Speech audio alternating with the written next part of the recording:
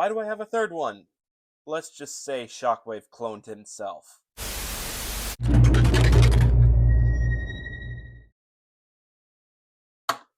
What's going on, everybody? Republic Cinema here, and I'm back at it again with doing reviews after a 1-month hiatus since the previous review. Anyways, this time around we're going to be taking a look at the BAWIEI knockoff of the Transformers Studio Series Dark of the Moon Shockwave.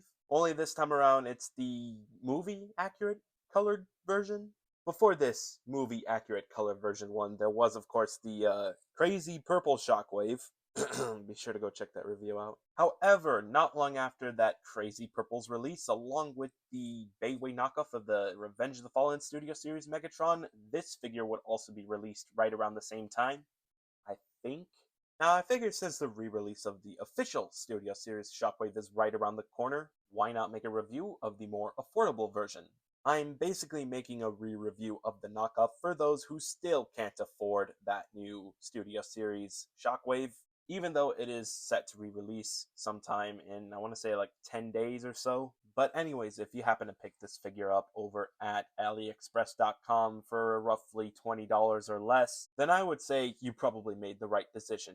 As for $20 or less on a $55 leader class, that is a really good deal. In addition, I personally think that this movie-accurate colored version of the knockoff is just a tad better than the crazy purple knockoff in terms of quality, or at least for my copies, of course. Although, before I get to that part, let's just take a pause and check out the packaging, which is something I did not do with the crazy purple Shockwave, as I just decided to get him without the packaging. As you can see, the box is kind of beaten up. That's the downside of when buying something on AliExpress unopened. I suppose not all the time these boxes will arrive busted, but they do happen to arrive busted rather usually. For any of you collectors who prefer to collect the figures unopened, buy at your own risk. Anyways, on the front of the packaging we get this CGI model of Shockwave, along with some words, names, and logos, as well as his off-brand name being Spock. Nice. On the top of the packaging there's nothing, and on the bottom is all foreign language. On the left side of the packaging is another Spock, and on the right side of the packaging is another Spock. And then you turn to the back and it's literally the same as the front in terms of artwork. Condition-wise, not so much. But anyways, enough with the packaging. Now let's move on back to the figure. For starters, the painting and sculpting is okay. It's alright. I mean, I do appreciate the purple being somewhat faded in certain areas. The rest of that is just all gray plastic, with a few hints of black. But you know what would have spiced up the painting just a tad bit? If they added a little more dry brush weathering like they did with the crazy purple Shockwave. But other than that, he's alright in terms of painting, I guess. Now, sculpt-wise, the designers at Hasbro knew what they were doing. In my personal opinion, they nailed it with this design. They nailed this mold so well that I don't think they can make a better mold of this.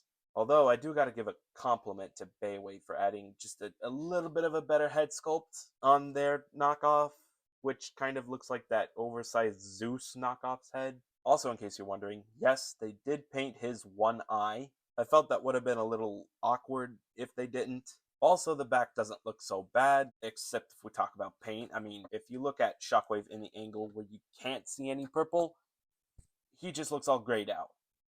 Which, in my opinion, if they made a grayish, silverish repaint of this figure, I wouldn't mind taking a look at that one. Now moving on to the quality of this figure, I do find it to be just a tad superior than the crazy purple Shockwave figure that I own. If you recall in that other review, I did complain about how loose the head was. Well, yeah, that's just a tad fixed with the head for not so crazy purple Shockwave. I mean, it's still fairly loose, just not loose to the point where if you try to lift it, it'll fall right back down. And I think that's a bit of an improvement. There are still some parts of this figure that are rubbery, especially on the shoulder pad. That's more like the bicep pad. The dry brushless fingers are also a little flexible. Same thing with the spikes on his feet. And yes, of course, the tube is also a little on the flexible side. Some parts are still removable, such as the arm piece over here, as well as the barrel for the arm cannon. Anyways, I think it's time we talk about accessories, that being his sword, which is the only accessory that he comes with. Let's just go ahead and plug it onto the arm right there. And of course, here Shockwave is equipped with his sword. Well, it's more like an arm blade. If you notice with the movie accurate Shockwave's arm blade is that it's not as purpley as crazy purple Shockwave's arm blade. As a matter of fact, there's no purple, it's all gray. Also, the mold of the arm blade is a little different from the official Hasbro version. The official Hasbro version kind of sucks. Although it would be nice to see the knockoff version have its own black paint, like the official Hasbro version. Anyways, here's KO Shockwave equipped with both swords. Oh yeah, there is another slot at the bottom of the arm where you could go ahead and plug the arm blade onto. I can't tell if it's supposed to be weapon storage or if it serves as another slot for you to plug the sword onto. Perhaps it's a little bit of both. Either way, I prefer it on the side.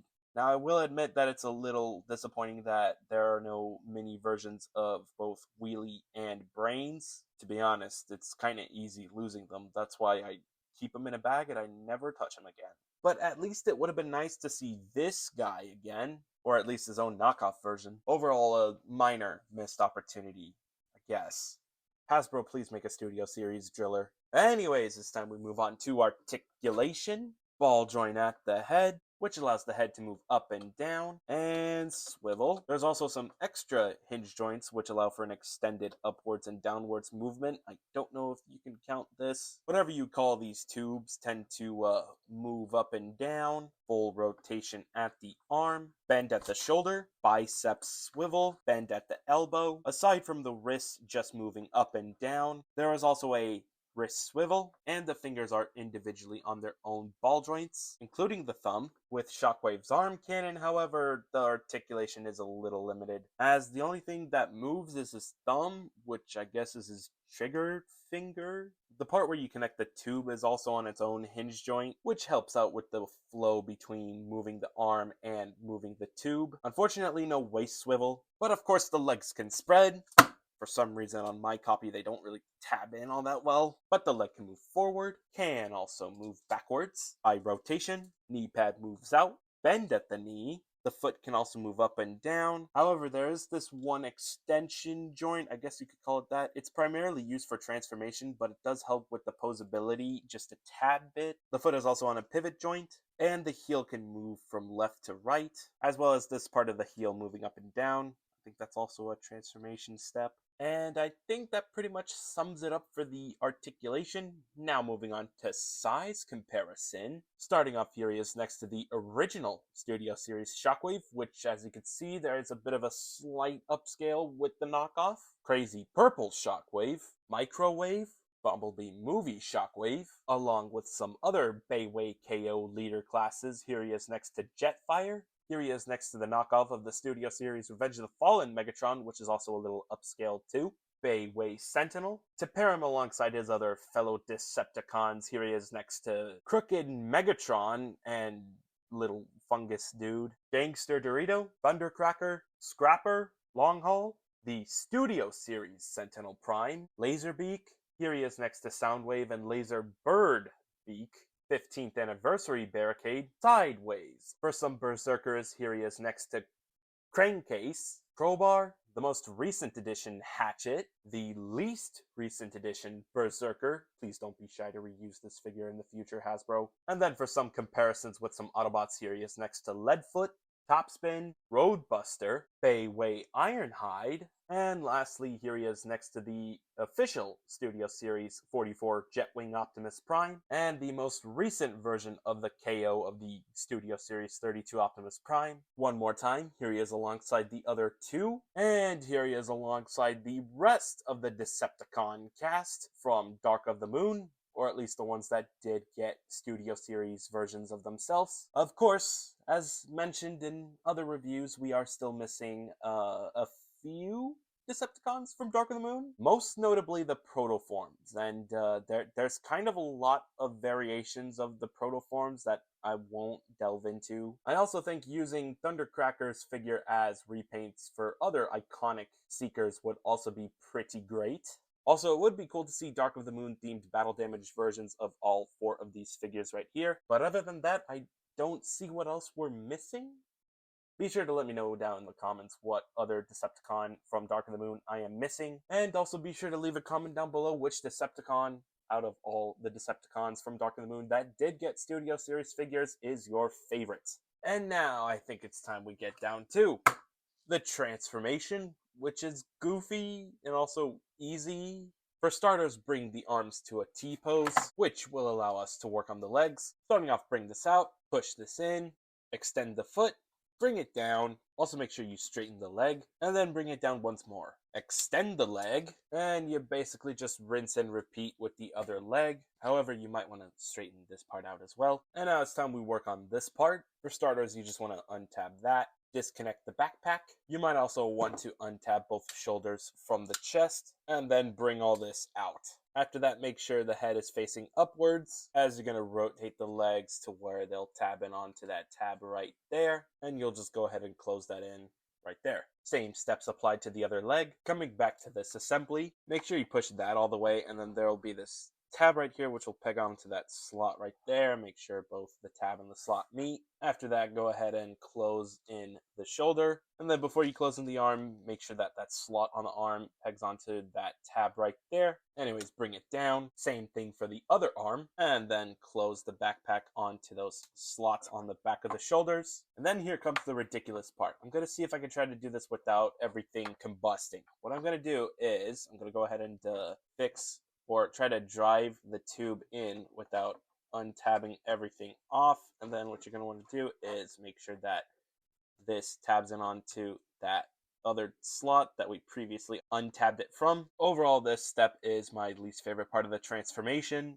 but nonetheless, here we have the BAWIEI knockoff of the Studio Series Shockwave in the alt mode. And of course, not much changed from the official Studio Series Shockwave's alt mode, aside from the paint, I guess. And also aside from the fact that this one is a little taller. Since we never got to see this guy's alt mode in Dark of the Moon, of course Hasbro went their way to be a little creative with the alt mode. And you know what, I guess it's alright, it's just the arm kind of sticks out like a sore thumb. And there's this nice little gap that's a bit of an eyesore. However, that is sort of fixable with the weapon storage, or not for that hand over here preventing the sword from tabbing in right there. There we go, fixed. Except for this side. Shockwave still looks menacing in the alt mode with his head front and center. Also, considering the fact that this tank kind of has thrusters, as it appears so, doesn't that mean he can... By the way, in case you're wondering, yes, the arm cannon still does look really cool. It's just the gray on the barrel kind of sticks out a little too much. Of course, what is a vehicle mode without wheels, which this figure does have? But other than that, I can't really think of what else to say about the alt mode, other than a brief size comparison. For starters, here he is next to the official Studio Series version by Hasbro, and here he is next to the crazy purple Shockwave, also done by BAWIEI, and here they all are next to each other. Considering how Metal Slug-esque the tank modes look, kind of looks like they formed into one tank mode, or at least the front of it. But man, 3 Shockwave tanks. Imagine seeing 3 Shockwave tanks coming right at you in real life. What would you do in that situation? But anyways, leave a comment down below which version of Shockwave out of the 3 do you prefer. And I think that's pretty much it. I think that's all I had to say for this figure. Overall, if you're looking for a Studio Series figure that is affordable and movie accurate in both color and mold, if you are looking to pick this figure up, I do recommend picking him up at aliexpress.com, where you'll find a plethora of cheap deals, as little as 10 bucks. Now granted, this figure does take 2 to 3 weeks to ship, but still. However, if you are aware that there is an affordable knockoff of the Studio Series Shockwave, but still decide to pick up the official Hasbro version, then just why? Nah, just kidding. If you have the money for it, you have the money for it. But hey, if you don't and you really want that mold, this guy's for you. Now, if BAWIEI were to go their way to make a 2-headed Age of Extinction version of this figure, then, wow. That would be something. That would be something. Make it happen, BAWIEI, or BAWIEI. Make the KSI. Anyways, be sure to let me know down in the comments what you think of this figure. Do you like him? Are you going to pick him up? Do you not like him? Are you not going to pick him up? And if you like what you saw in this video, be sure to slam that like button. Share this with your friends as well. Turn on post notifications so that way you don't miss another upload. Let me know how I did in this review. And most importantly, be sure to hit that big red subscribe button. And yeah, I think that's pretty much it. Thank you very much for watching. Teo! Okay, I kind of messed up there. Teo!